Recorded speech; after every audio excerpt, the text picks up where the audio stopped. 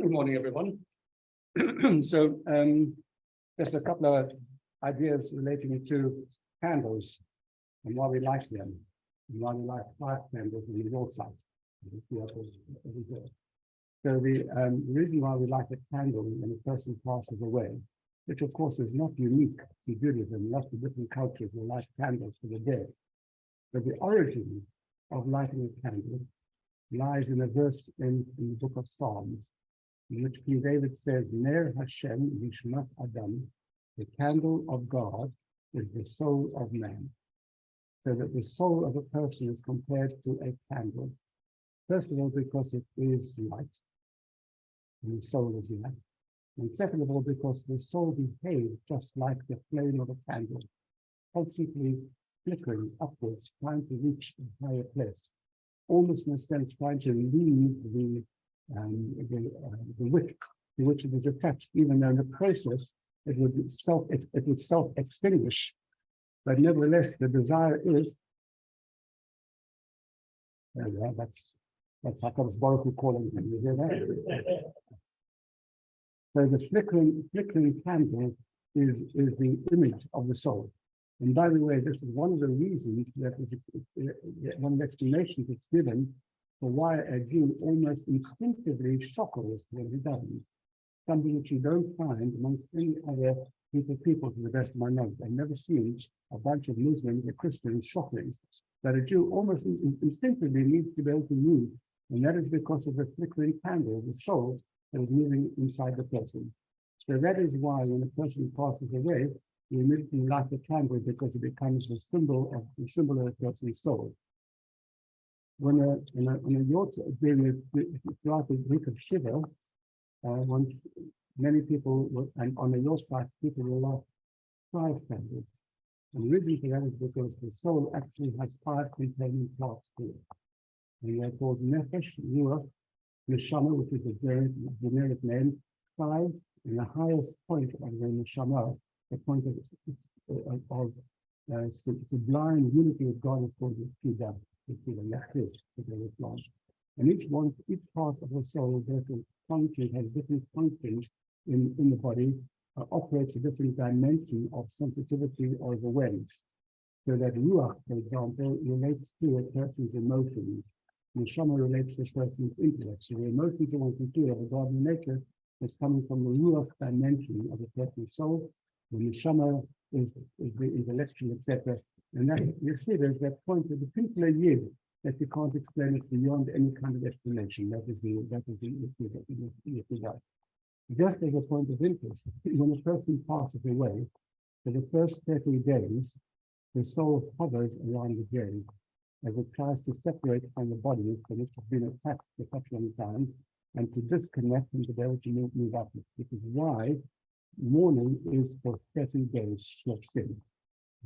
In fact, all mourning is for 30 days.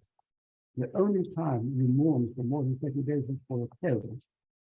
But you see, biblically, in relation to Aaron and in relation to Moses, etc., it's quite clear that mourning is only for 30 days.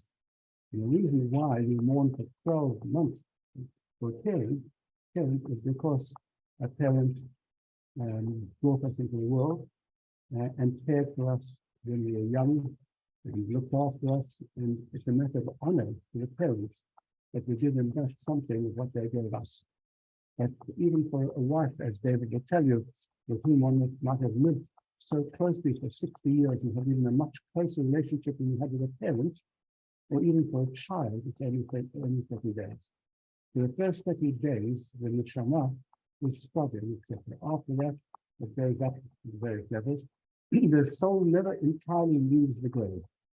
Nefesh, the lowest level of the soul, remains at the grave, and that is why one goes to a graveside to pray for a parent or for a great tzaddik, because that is where that person's soul is still present in a spiritual sense, and therefore the grave is a portal to be able to reach the person who has passed away in your prayers, because there's something of that person is still there.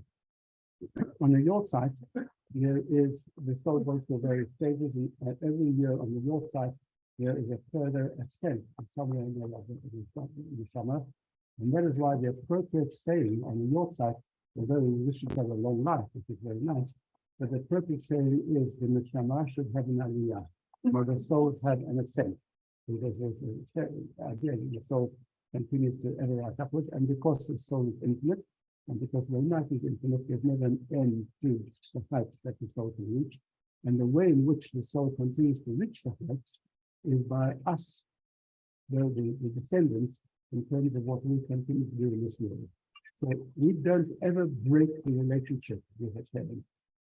It is always there, and in the same way that they were there for us in our lives, we are there for their souls in their death.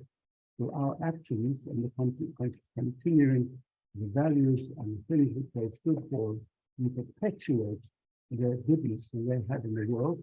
And the process of doing that, we actually assist the soul in the process of taking the time. So coming to shul to say Kaddish, to Shiva, or whatever, is not just a matter of comfort for mourners and putting them into good space, but is actually part of the process of working together with the entire soul of each people here, helping that neshama to begin its journey, and we are the instruments which make it happen. So there is an extraordinary partnership. There is a partnership in life between a parent and a child, and that partnership never ends. And one can always touch that partnership by visiting the grave of the person who passed away, and praying at that grave and feeling connected to the person, because the death message is still there. So those 5 candles over there represent the 5 levels of the soul, and traditionally amongst many people, it's considered like 5 candles on the York side for the 5 levels of the soul, and we hope that the family will continue to have many